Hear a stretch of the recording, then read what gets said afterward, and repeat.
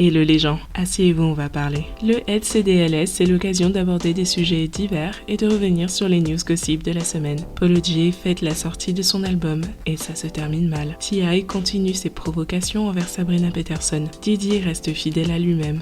Retour sur les multiples nouveaux sons qui sont sortis vendredi. Qui a choqué, qui a déçu, qui a fait le taf. Le pire, le meilleur de la semaine et bien plus encore, c'est maintenant. Jingle.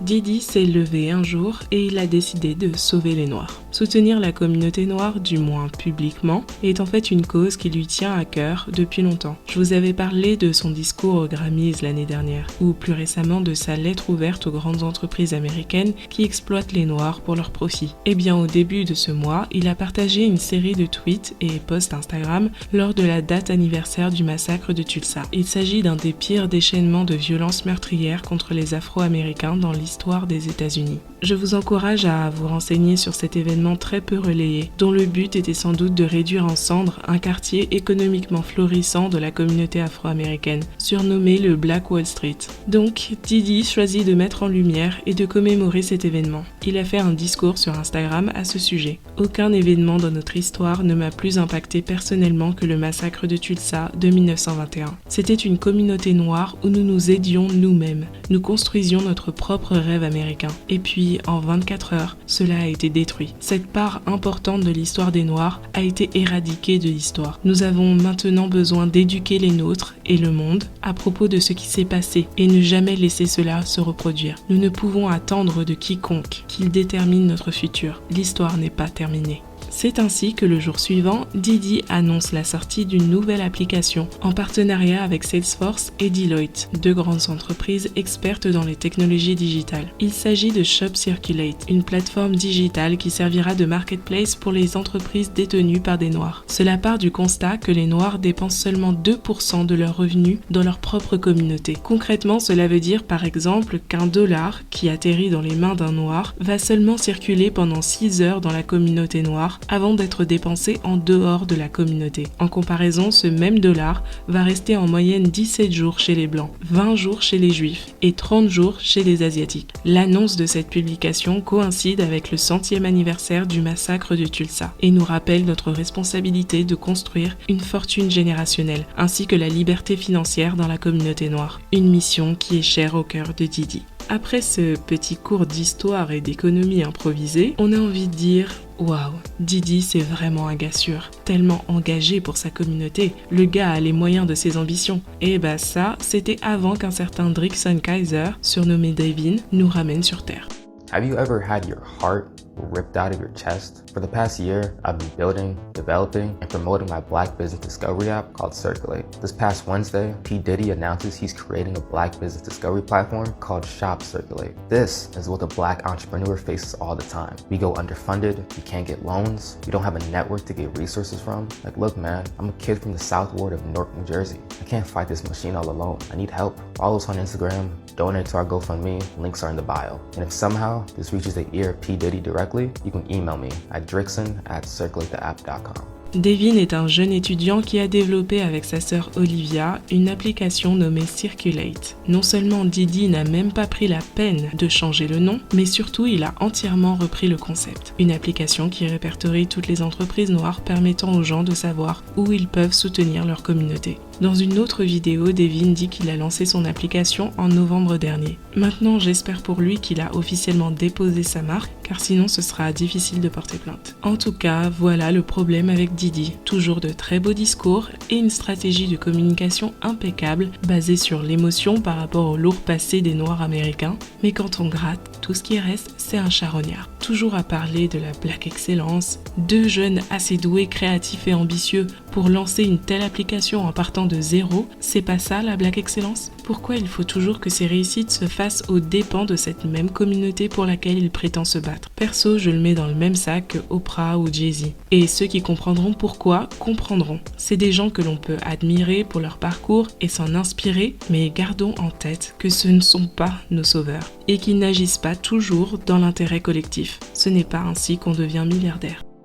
Je vous ai annoncé que vendredi était un jour chargé pour l'industrie musicale. Plusieurs artistes ont sorti un son ou un album ce jour-là, et les attentes étaient assez élevées. Perso, j'ai passé ma matinée de vendredi à écouter les différents projets, et je n'ai pas été déçue de manière générale. Doja Cat a sorti la chanson ainsi que le clip de Need to Know, et elle confirme son approche toujours à la fois créative et aboutie. Ça force le respect. Elle est aussi très polyvalente. Elle chante, elle rappe, elle fait de la pop, mais elle pose sur une instru plus hip-hop. On sait pas trop où la caser. Et je crois qu'elle-même, elle sait pas. C'est pour ça qu'elle est carrément partie sur une autre planète. Migos ont sorti leur 3e album, Culture 3. Ils ont aussi fait une performance de leur single Avalanche, dans laquelle ils jouent à fond la carte du seul groupe de rap encore présent. De gros featuring, notamment Drake, Polo G, Juice WRLD, Pop Smoke, Justin Bieber ou encore Cardi B. D'ailleurs, Cardi B a fait la promo de son couplet sur Type Sheet et elle fait taire les rumeurs de grossesse par la même occasion.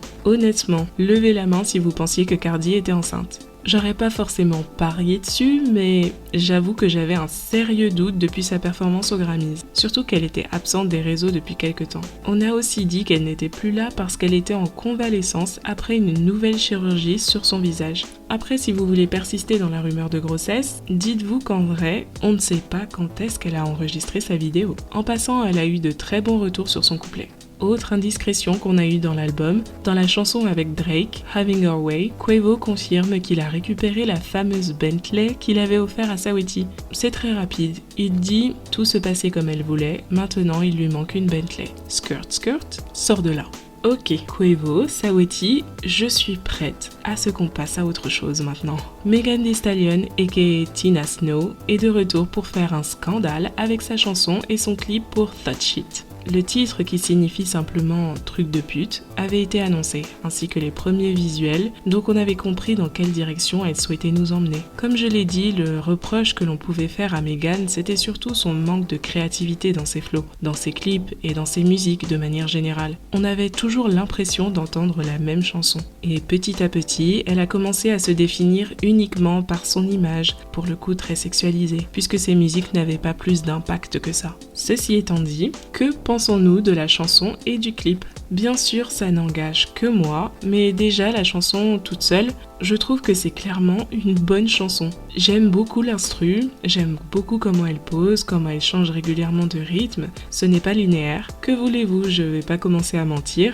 j'aime bien la chanson. J'ai aussi beaucoup apprécié le clip car il aide à comprendre le message derrière la chanson. Oui, car il y a un message. Il y a cet homme politique qui représente un peu tous les détracteurs de Meghan, et spécifiquement les républicains faussement attachés aux valeurs de l'Amérique puritaine. Concrètement, il passe sa journée à se faire harceler par Meghan et son armée de twerkeuses partout où il va. Le clip est très esthétique et humoristique. Je vous laisse découvrir ce que Meghan finit par faire à ce pauvre gars à la fin du clip. They're gonna actually air this? This is going YouTube and all that? Nah, you can't. Don't. Yo. It's a new world. Bref, le message est clair. Meghan réaffirme son image sexualisée et même, elle la revendique. Elle fait ce qu'elle veut et ce qu'elle veut, c'est twerker et parler de sa techa. Aucune de ces meufs ne disent les choses devant moi. Aucune de ces meufs ne me verra à la banque. Et je vais continuer de raconter les conneries que je veux. Et je mets au défi une de ces meufs de venir me dire que je ne peux pas. En disant ça et en mettant en scène le sénateur, elle fait semblant d'ignorer la vraie critique. Le problème n'était pas qu'elle parle de sa techa, le problème était qu'elle ne parle que de ça, mais surtout toujours de la même manière. Mais bon, c'est un classique de la femme libérée qui veut jouer les victimes. Les critiques ne sont bien sûr que des réacs et des misogynes. C'est pas grave, remettons-nous dans l'ambiance. Pendant un couplet, elle parle de la vague de haine qu'elle a reçue depuis la fusillade, au point que, pour elle, on défendait ses détracteurs juste pour l'enfoncer elle. Je me rappelle comment les meufs m'applaudissaient avec joie. Maintenant, je suis la patronne et ces mêmes meufs sont en colère contre moi. Elles font comme si elles roulaient avec moi. Pendant tout ce temps, elles essayent de me dépasser. Elles me voient au plus mal et essayent quand même de m'enfoncer. Tu fais comme si tu avais gagné, mais si tu y penses, en vrai, est-ce qu'on te supporte ou est-ce qu'on essaie juste de m'attaquer ? Je m'en fous qu'un blog tente de me clasher, je suis au top d'après les Grammys. Je crois qu'elle parle de son ancienne meilleure amie Kelsey Nicole. Pour accompagner la sortie de la chanson, Meghan fait un live dans lequel elle explique ce qu'elle a fait durant sa pause. Elle dit qu'elle a voyagé quelque temps seule et qu'elle a fait le point sur qui elle était, quel genre de musique elle voulait faire. Elle a fait beaucoup de featuring où elle devait naturellement se plier à l'univers de l'autre artiste et par conséquent, elle a pu oublier ou mettre en retrait sa propre identité artistique. Et d'après elle, maintenant elle est au top d'elle-même. Les retours sur cette chanson disent toujours qu'il n'y a pas d'originalité, que c'est le même flow. Qu'est-ce que vous en pensez ? Perso, je trouve que malgré que ce soit encore une chanson sur le même sujet, je vois pas la paresse autant que sur Don't Stop ou sur Cry Baby. Je trouve que cette chanson est plus aboutie. On connaît le style de Megan. Si vous voulez des chansons sur le réchauffement climatique, c'est pas chez elle qu'il faut aller. Et il n'y a pas de souci avec ça. On peut tout faire dans la musique, mais il faut le faire bien. Et limite, si sa volonté c'est toujours de parler des mêmes trucs et de toujours twerker, il va falloir qu'elle soit 2 fois plus inventive pour rester intéressante. Et ça, je sais pas si elle va savoir le faire. J'ai bien aimé la chanson, mais je voudrais pas qu'on retombe dans le même délire que sur son album. Jouer le jeu des challenges TikTok, ça va 5 minutes. Mais c'est pas ça qui va t'amener le respect du public. Et à la fin, toi-même, tu vas te perdre en tant qu'artiste. Polo G a sorti son album Hall of Fame, qui a été très bien accueilli. Aux dernières nouvelles, il avait 6 chansons dans le top 10 Apple Music. J'ai aussi bien aimé, c'est dans l'air du temps, c'est du rap très mélodique, beaucoup de refrains chantés, et aussi de très gros feats, Lil Wayne, DaBaby, Lil Durk, Rod Wave, Young Thug, Roddy Ricch, Pop Smoke et bien sûr Nicki Minaj. C'était principalement son feat que j'attendais, et étant donné le titre For the Love of New York, qui veut dire Pour l'amour de New York, je pensais que ce serait un hommage au rap new-yorkais.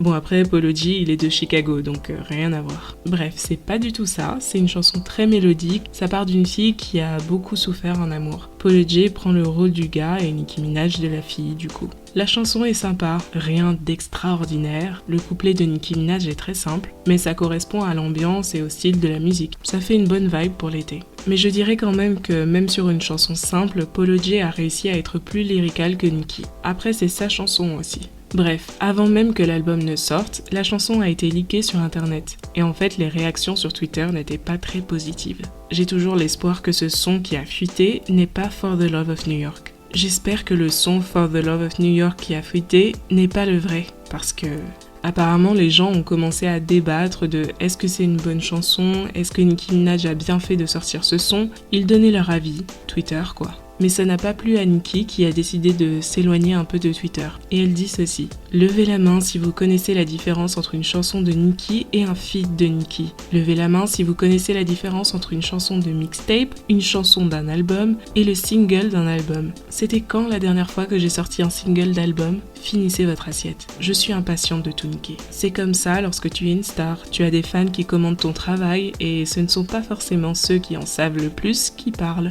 Je m'inclus dedans. Nicki Minaj est dans un délire de retour aux sources en ce moment avec sa mixtape, le retour au punchline et au freestyle. Mais Polo G, il est pas exactement dans le même délire. Et là, c'était son album. Après, l'avis des gens, c'est leur avis. Et s'ils n'aiment pas ta chanson car elle est nulle ou parce qu'ils t'attendaient sur un autre terrain, peu importe s'ils comprennent ou pas la réflexion derrière. Et malheureusement, avec les réseaux sociaux, tu as les avis des uns et des autres devant les yeux en permanence. Donc comme elle l'a fait, tout ce qu'il lui est resté à faire, c'était de s'éloigner de Twitter. Quelqu'un lui demande « Pourquoi tu donnes toute ton attention aux barbs de TikTok comme si les vrais n'étaient pas juste ici sur cette appli ?» Parce que Twitter n'est plus vraiment marrant. C'est juste un tas de débats ringards jour et nuit. Mon énergie est trop précieuse pour que je la gaspille sur des gens ou des choses que je n'aime pas. La vie est tellement plus enrichissante quand tu donnes ton énergie à qui et à ce que tu aimes. Imagine-toi parler de tes stratégies toute la journée. C'est fatigant. Pendant ce temps, ou quelques heures après, Polo G a fêté la sortie de son album, avec ses proches à Miami. Et alors qu'il quittait les lieux en voiture pour aller dans un autre endroit, il s'est fait arrêter par la police. En fait, tout le département de la police de Miami est venu contrôler son véhicule. Il y avait bien 10-20 voitures dans la rue. Un bordel pas possible. C'est la mère de Polo G, Stacia, qui a fait une vidéo très énervée et surtout très inquiète pour dire que ses fils étaient en train de se faire arrêter. Alors quand même, pour bien comprendre, Polo G a 2 sœurs et un petit frère, T-Baby, qui est mineur. Il était avec lui dans la voiture ainsi que je crois ses gardes du corps et son chauffeur. Ce n'est pas Polo G qui conduisait le véhicule. Pendant ce temps, la mère de Polo G les suivait dans une autre voiture.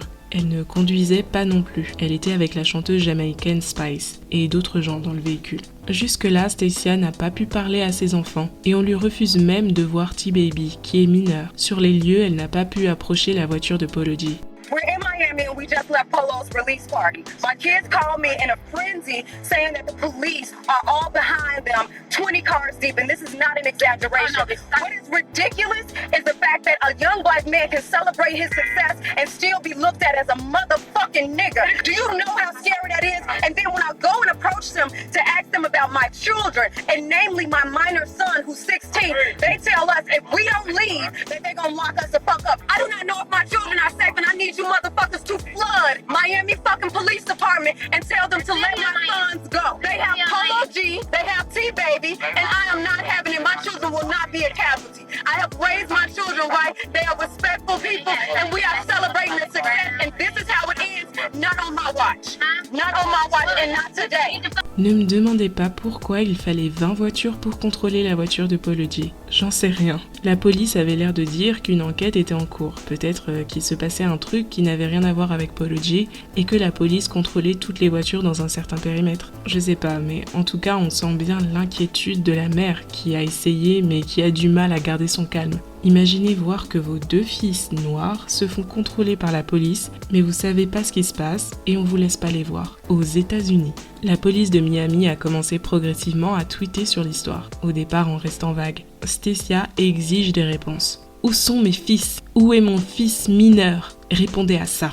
Pour finir, on apprend que la sœur, la copine, T-Baby, le petit frère de 16 ans, et Polo G ont été arrêtés. Les charges contre Polo G, il aurait frappé un policier, menacé un fonctionnaire, résisté avec violence et sans violence, et méfait criminel. Sa mère réagit également. Aucune de ces charges n'aurait été possible si la police n'était pas entrée en contact avec mon fils Polo G. Il n'était pas le conducteur, il était un passager dans un véhicule en règle avec ses gardes du corps. Il s'est comporté intelligemment et correctement. Qu'aurait-il pu faire de plus ? C'est vraiment triste que ce qui aurait dû être une soirée de célébration de sa réussite se termine ainsi. Vraiment triste. Je ne sais pas comment il en est arrivé à parler avec la police puisqu'il ne conduisait pas. Est-ce que je crois aux accusations de la police ? Pas vraiment. Ils aiment bien dire qu'une personne était violente pour justifier n'importe quelle connerie qu'ils auraient pu faire. Bref, il devrait pas avoir de mal à payer sa caution et sortir. J'imagine qu'on en saura plus à ce moment-là.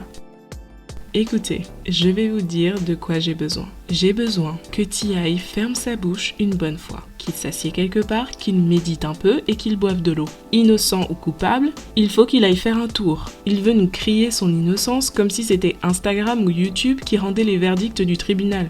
Pardon T.I., mais on peut pas t'aider nous. Bon, je vais me calmer, il faut quand même que je raconte l'histoire. Donc comme vous savez, il a sorti sa chanson What It's Come To, dans laquelle il a partagé ses pensées sur toute son histoire de scandale sexuel. Il affirme son innocence, que tout ça n'est qu'un plan pour le faire tomber, mais c'est le soldat de Dieu donc il ne craint personne, et il termine en qualifiant ses victimes présumées de pétasses menteuses. Ensuite, Sabrina Peterson, la pétasse menteuse en chef du point de vue de T.I., c'est la personne qui a dénoncé en premier le moment qui date de plusieurs années où T.I. lui aurait pointé un flingue sur la tempe. Elle n'a jamais porté plainte et ne peut plus le faire de toute façon car il y a prescription. Par contre, lorsqu'elle a balancé ça, l'erreur que T.I. et Tiny ont fait, c'est qu'ils ont nié en disant que Sabrina est une menteuse. Sabrina les a donc attaqués en diffamation. En parallèle, comme vous savez, elle a appelé toutes les victimes à venir témoigner et c'est ainsi que le cauchemar a commencé. Eh bien, quelques jours après la chanson de T.I., Sabrina est venue sur IG Live pour proposer un deal, des excuses publiques et elle retire sa plainte. Tell the truth about me.